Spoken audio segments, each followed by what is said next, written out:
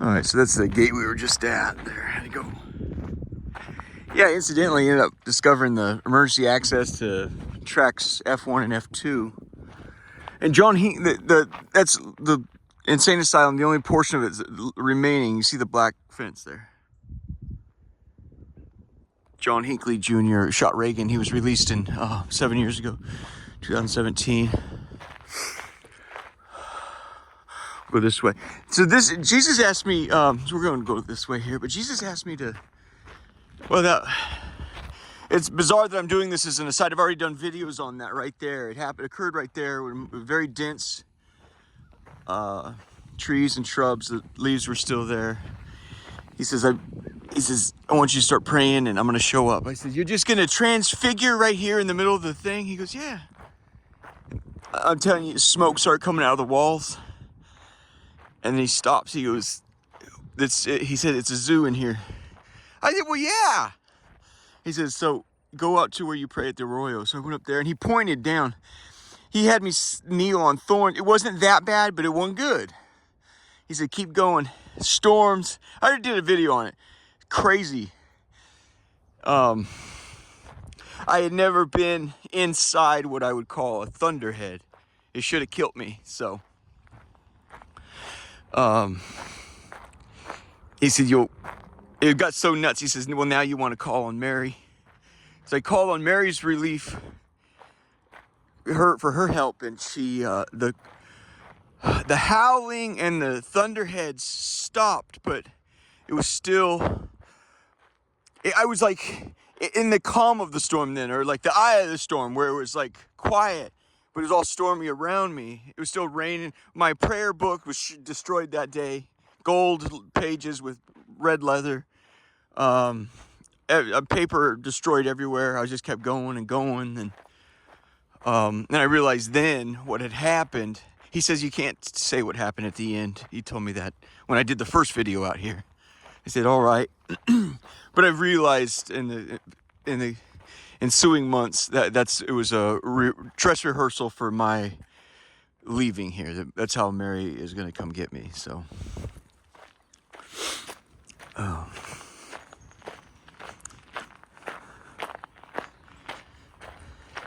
part of it was very, very scary, and part of it was very, very beautiful and lovely.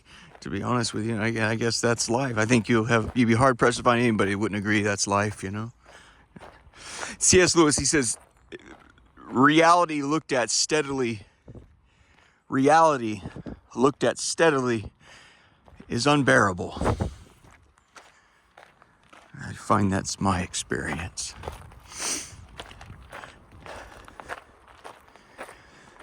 There's my room right there, 5th floor.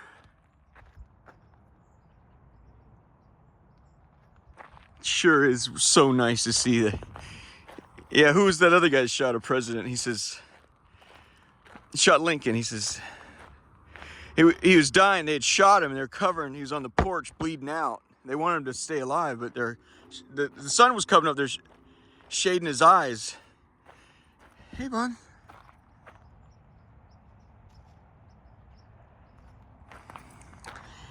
And the historian says he wouldn't have cared for that. He says he was a Shakespearean, Studley dude. But he says he once wrote, don't give me the sunsets. They're too melancholy. I prefer the sunrise, you know. So he died with the sunrise in his eyes. And so a little bit ago, I saw these two little foxes. You can hear everything under, just went over the trains and stuff. There's a little beautiful little brook here, and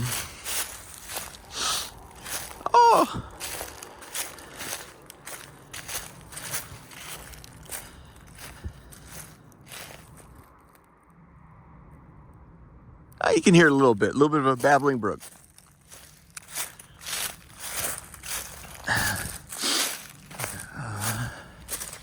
Just thought it's so neat to,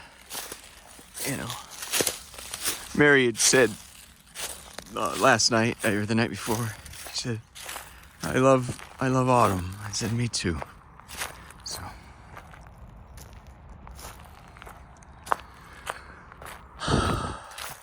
So when I was looking at it from up there, I said, go all the way in my head. I said, go all the way to where this little path terminates. And then it said, yeah, so it's going to be right up here. I took a class at the University of Oregon. It was a gal, I think, German professor, but it was all about trees, man. And but we went out and one of the things, just a little field tour or field, maybe it's right up there then. Field trip out in and look, it was fall, autumn.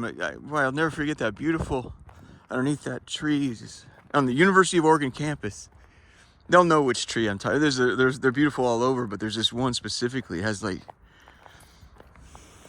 oh, it's just the ground was just gold.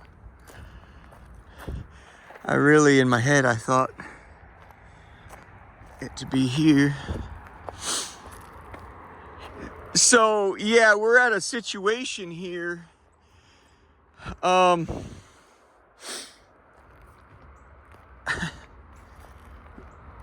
I've happened upon a major, well, in a sense, it happened upon us. A major, just a whopper of a, yeah, justice. That's Metro. Okay. Oh, we're gonna get a little dirty here, so. Look at that old drum. Oh, right. Oh, oh, no.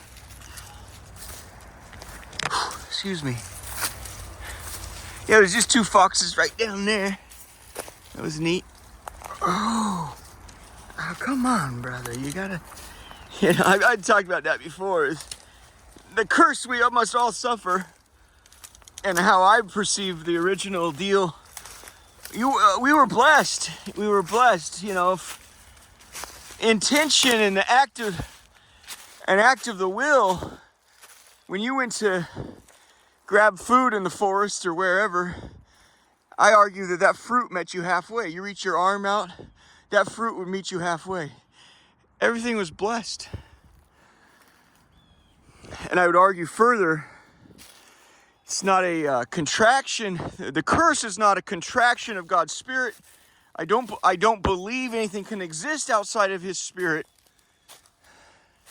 I believe it is simply His Spirit, and all these things that contain it are now at odds with you. We're in disagreement.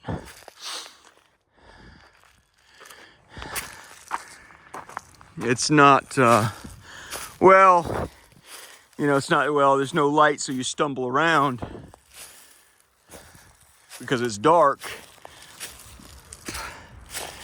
I would almost call it an active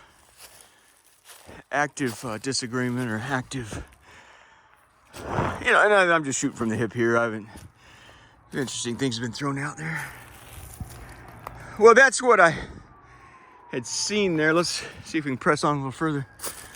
I saw this is real pretty.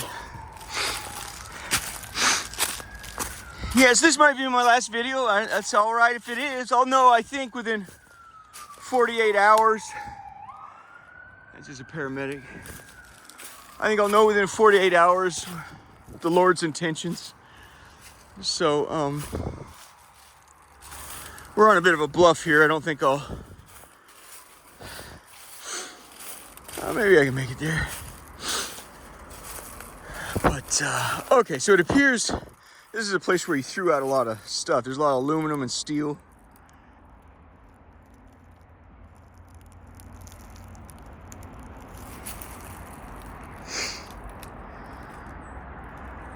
Can you guys make sure if I'm not around,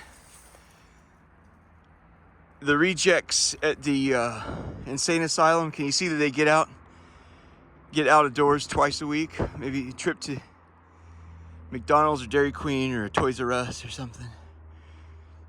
Just put them in a little bit of danger. They've studied, there has to be a little bit of danger in things to make it fun. You ever been on a moped? You fuck that up and you're in a bad day, but it's almost like surfing on asphalt. Yes, it's a little dangerous to take them to go get ice cream. That's the fucking point.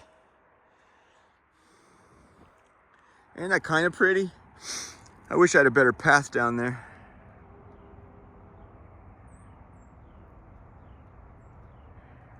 Yeah, there's this one tree at the U of O. I mean, imagine there's a bunch, but we just went and observed this one after it shed a bunch of its leaves.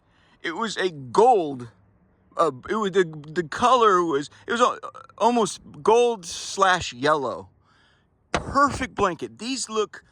The dirt has been kicking up on it. These look dirty, right? I'm telling you, it was as if it was just. It was unbelievable, to be honest with you.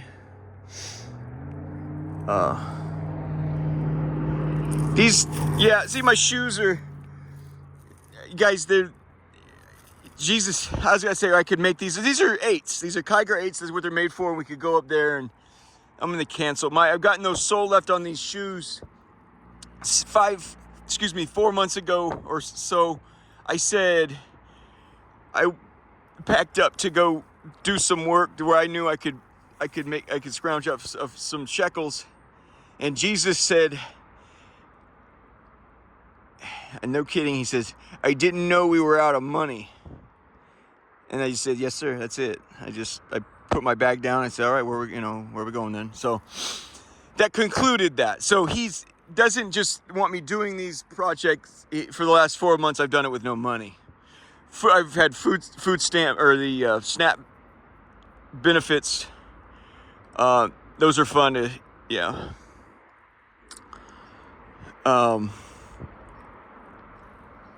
But that concluded that. I was out of money. I was going to go to the getting place. And he says, I didn't know we're out of money. I said, yes, sir. That meant you're not going to get money. So, so instead I'm jumping over, the train entrances and exits. That's where they jam you up a bit. This is kind of an ugly scene, but. So I've got no soles on my shoes, and otherwise I'd make that. And it just seems like we're hemmed in here. So yeah, I found a monster project you guys would just go wild about, man. I'm not kidding. I'm definitely going to research it further. It has in some ways better qualities than, it's pretty much impossible to do what Jesus had me do at the State of the Union address. It's pretty much impossible to match that. So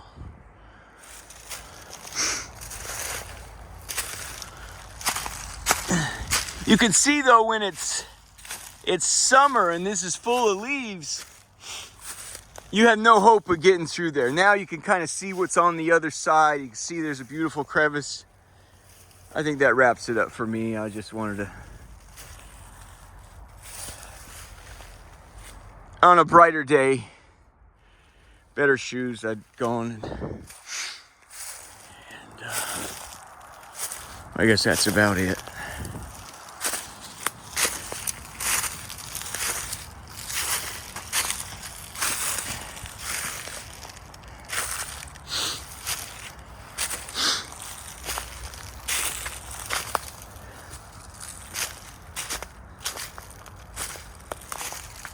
Well, I guess while I have you, I'd say, let me try to say this without being cynical.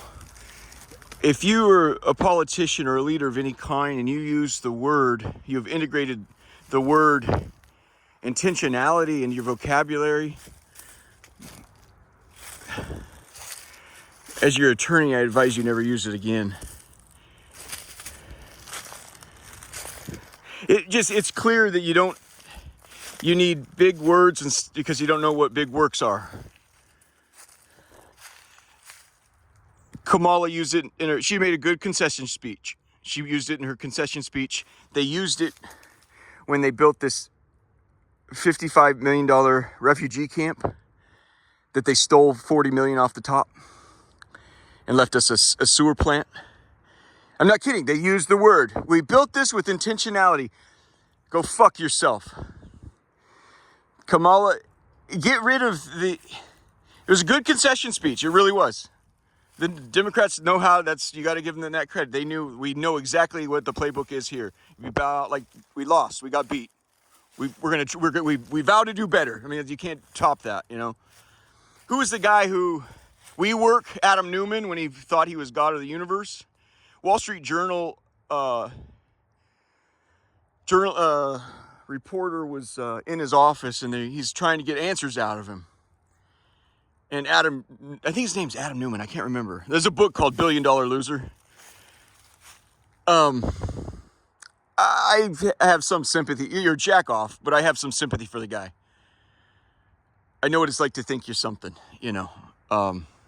But yeah, that's where you have to take a fall to get right. But he's in the meeting with it's a journalist from the Wall Street Journal.